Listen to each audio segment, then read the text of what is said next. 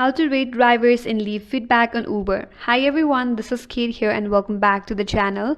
And on today's video we will learn how we can rate drivers and leave feedback on Uber. If you're not sure how you can do it, so without further delay, let's get in. So first of all, you have to make a ride.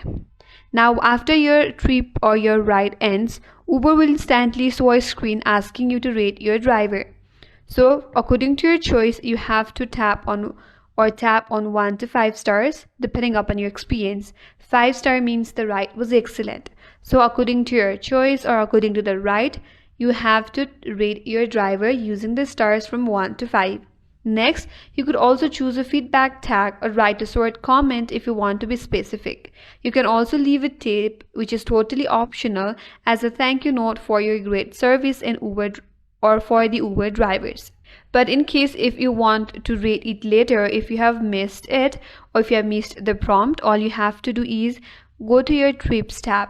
For that, head over to activity. Under activity, you will find your trips. Tap on trips, then under the trip, select the trips where you want to rate, then tap the trip, then rate it anytime that you want.